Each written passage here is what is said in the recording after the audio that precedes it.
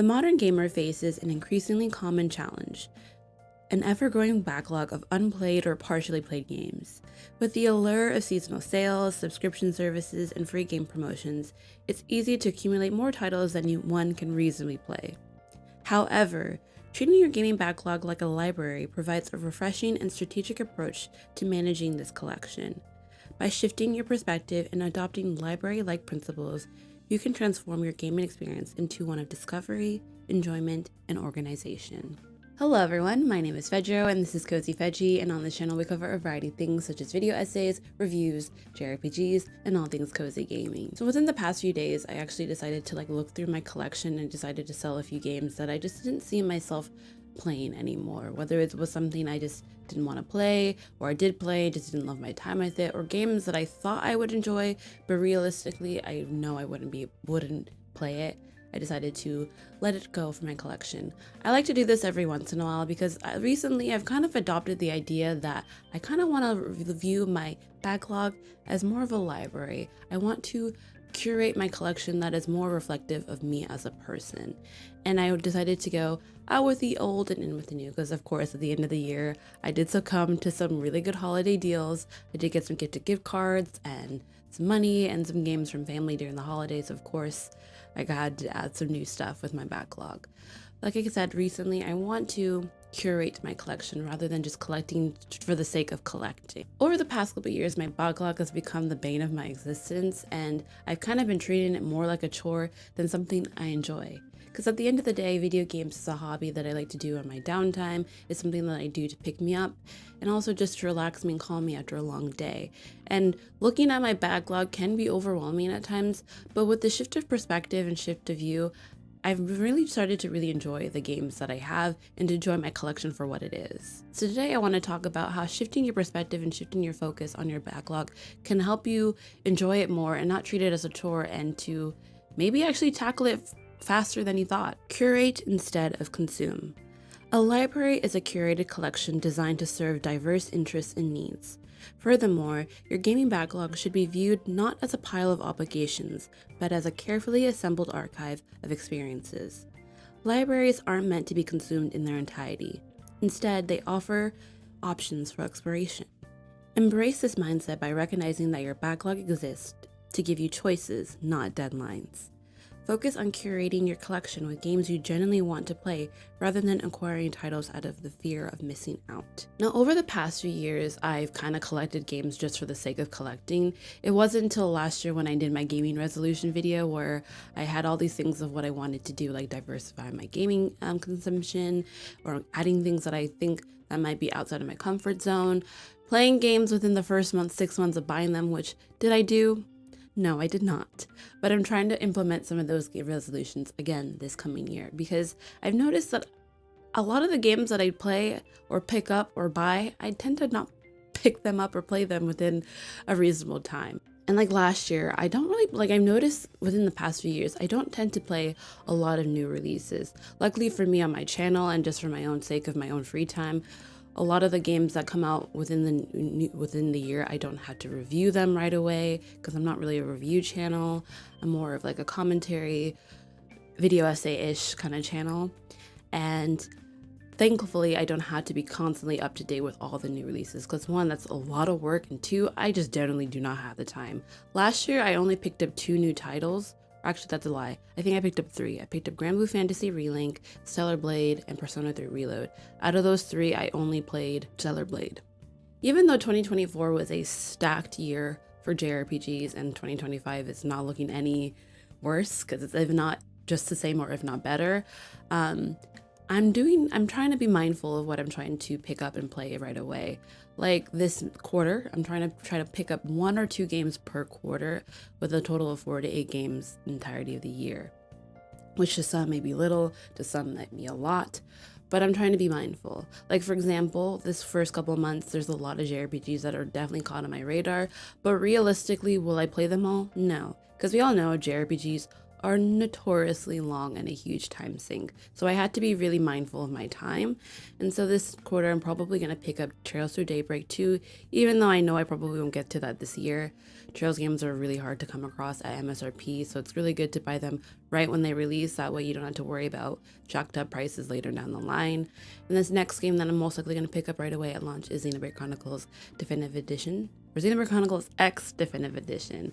But either way, like I said, there's plenty of other games that I would love to play, like Atelier Yumiya, or the new Monster Hunter Wilds game that's coming out that I'm kind of really interested in. But it's fine, I will get to those games eventually, whether that's this year or in a few years from down the line. I need to understand that, like, I will have all the time in the world, and I also have a huge collection of games that I still have want to play and played a little bit, but I need to get back into. Especially when it comes to my collection and curating games that's to my liking and a reflection of who I am as a gamer, I definitely want to be more mindful of what games I pick up. I shouldn't just pick up games just because X, Y, and Z, or this person said this is the best game ever made, or you should have this as a JRPG lover, you should have this in your collection. I generally just want to pick up games that I'm genuinely interested in. Just because, oh, everyone else is playing it doesn't mean I have to play it as well. And also vice versa, just because a lot of people are saying trash about this game, yet I'm really interested in, I should pick it up regardless. And then I should be the person that judges whether or not this game was good enough or not. And if it wasn't good, I can always give it to someone who will appreciate it more, or just get my money back and sell it.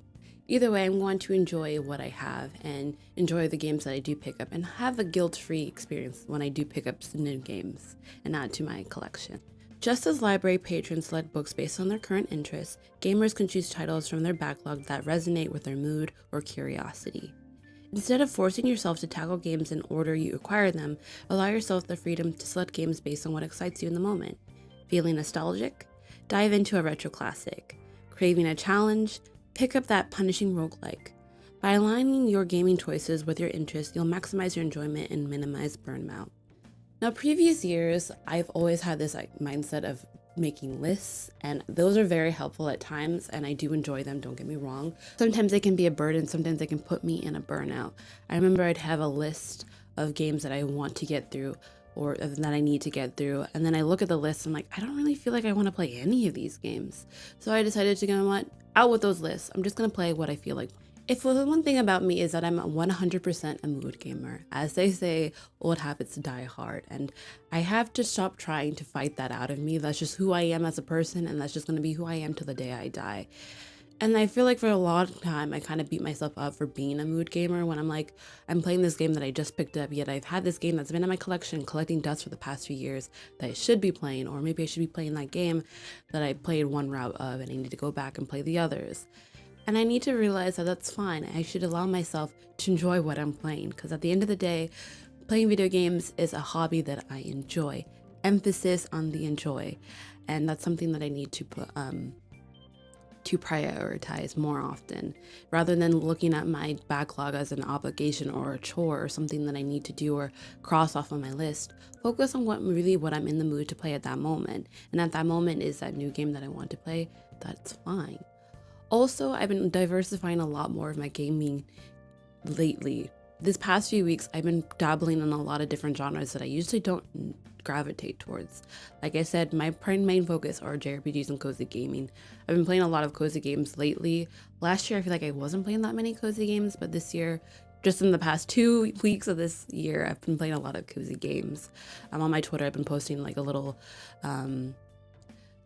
just chart of all the games that I've been completing so far this year, and it's been really fun. I've also been playing a lot more shorter games, which I feel like I kind of need to start doing more. Shorter experiences are just as fun as the longer ones as well. Like I mentioned before, as diversifying my content, I've been kind of interested in first-person shooters or third-person shooters. I downloaded Valorant and Marvel's Rivals because I know that those are really popular games, and I had a lot of fun. They're definitely something I need to work on because I don't do shooters at all. Like, I used to be very adamant and kind of hate them. I was a hater for a while, but then it's like sometimes you want to just turn off your brain and just play games that are just focused on gameplay only, and those are the kind of games that are just kind of focused on gameplay, and I think that's kind of fun. I'm still forever a story girly, narrative girly through and through, but sometimes you just kind of want to just chill and unwind and just like hack and slash, or kind of just like take down your target in these kind of games, and that's what's really fun. And I want to continue that mindset throughout the year and play games and experience new stories and new gameplays, mechanics. Like, maybe I should really finally pick up Code Vein that's been in my collection for over the past year, and finally get into that Souls genre, because I've been kind of itching to play that for a while. I had a really great time playing Stellar Blade, which is kind of a hack and slash Souls like combination, and I had a lot of fun with that gameplay style. So it's like, why not dabble more into that genre? And especially with roguelites. I played Cult of the Lamb last year and had a great time. And I have Hades, which I actually gave to my brother to play. So whenever he's done with that, I will definitely pick up and play for myself as well. Again, whatever my mood takes me is where it takes me, and that's what I'll play at that time. Embrace temporary engagement. Not every library book needs to be read cover to cover. Not every game needs to be completed. Sometimes sampling a game for a few hours is enough to appreciate its mechanics or story. Just as library visitors might skim a few chapters of a book before deciding it's not for them, gamers should feel empowered to try a game and put it down guilt-free if it doesn't hold their attention. Treating your backlog like a library encourages experimentation without the pressure to finish everything. Now, this is a mindset that I really need to drill into me, because I don't know if it's because of like my mindset of how I've grown up. I've always been told that I need to finish everything to its completion, and I realized at the end of the day, I shouldn't like I said before, prioritize my enjoyment. If I'm not enjoying this, I have very much of the willpower to put it down and put it away. Like, you don't have to punish yourself and submit yourself to something you're not enjoying. And that's something, such a refreshing feeling to experience when you're like, you know what? I'm not enjoying this anymore. I can put it away. Would you look at that?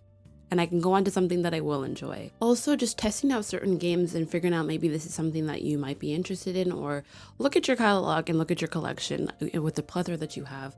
Pick up and play something for like 30 minutes and be like, hey, I'm actually kind of interested to see more where this game takes me. I'll play more of it. Or maybe, maybe this is not what I'm in the mood for right now. Maybe I don't want to play. Or maybe, heck, I bought this game thinking I would like it, and I'm like, ooh, I'm not really in the vibing with this anymore. Maybe we'll put it in this for sale pile, and that's fine.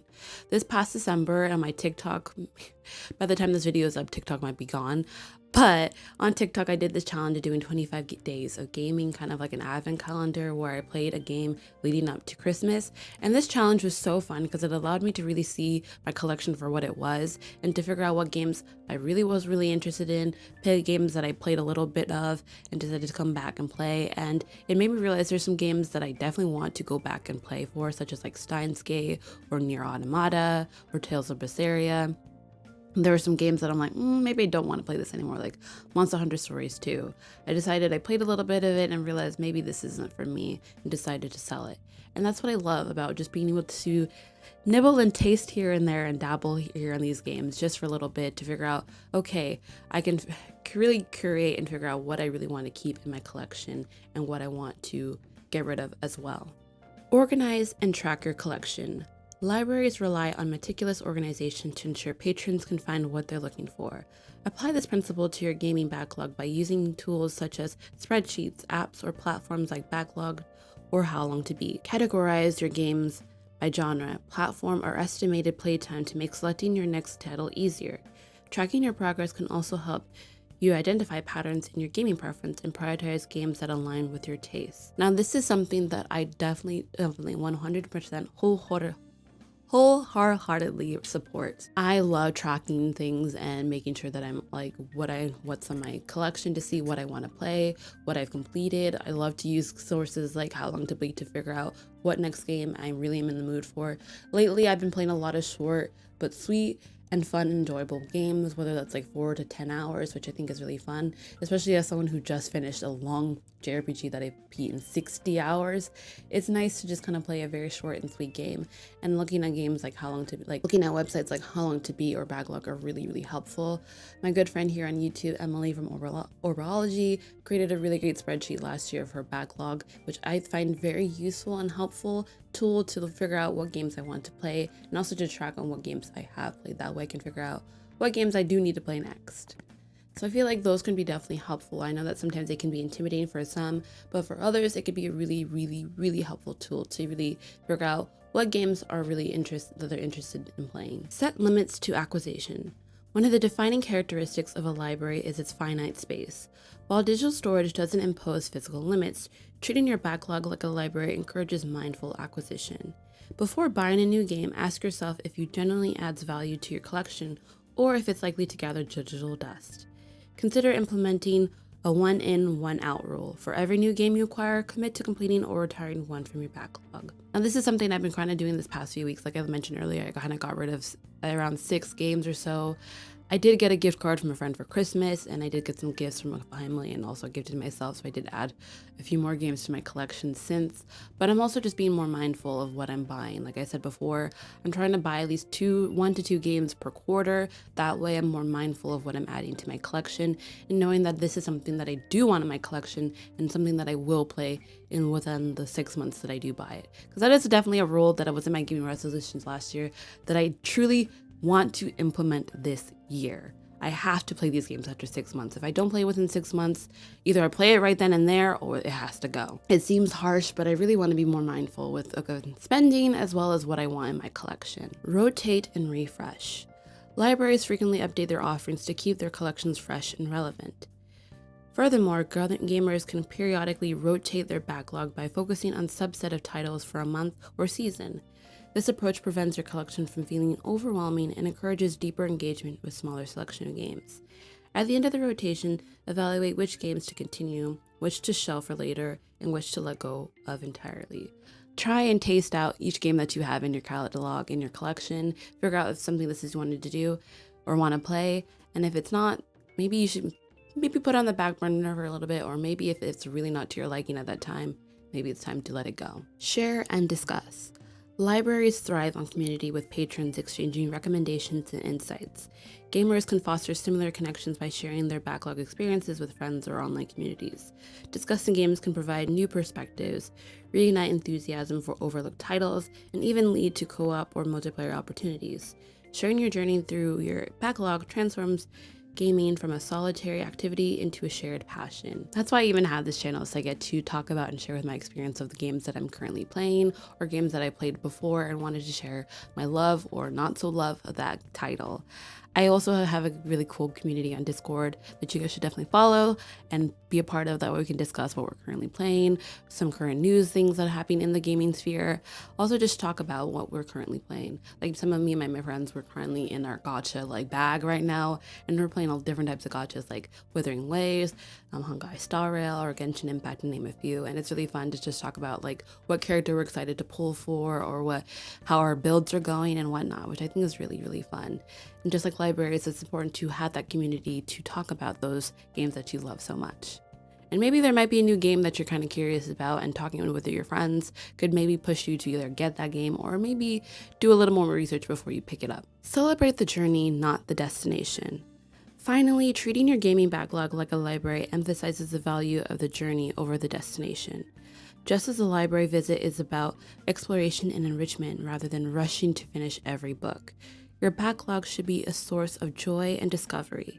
Celebrate the games you've played, the worlds you've explored, and the memories you've created, regardless of whether you've checked every title off your list. Now, this is something I want to remind you guys, is that each game that you get to pick up is a new experience, a new story, a new character, a new friend that you get to experience along the way. And I think that's something I need to remind myself, rather than something to check off my list. Think about it as something of a world you get to explore for the first time, and knowing that you get to do that would make your gaming experience a lot more fun and a lot more enjoyable too. Reframing your gaming backlog as a library offers a practical and fulfilling way to approach your collection. By curating thoughtfully, selecting based on interest, and embracing temporary engagement, you can reduce the pressure of completionism and rediscover the joy of gaming. Just as libraries enrich lives through the variety and accessibility, your backlog can become a wellspring of entertainment and inspiration when treated with the same care and perspective. Now, I hope this video will be helpful for all my gamers out there who have a really never-ending backlog that just seems like kind of daunting and overwhelming. Just take a step back, look at what you have, and really just utilize and enjoy what you have. You never know, there might be a game there in your catalog that's been in there for a couple years that you kind of forgot about. Maybe just take it out, dust it off your collection, and you might be surprised at how much you're enjoying it. And also just take your time. Like I mentioned, these games are in your catalog, in your collection for a reason, and there's no need to rush to get through every single one in there. Enjoy it for what it is and take it in and enjoy the experience and the ride. If you guys enjoyed this video, please don't forget to hit that like and subscribe button, and let me know what are some tips and tricks that you're doing to help with your backlog. Thank you guys so much for watching this video, and I can't wait to see you guys in the next one. Bye!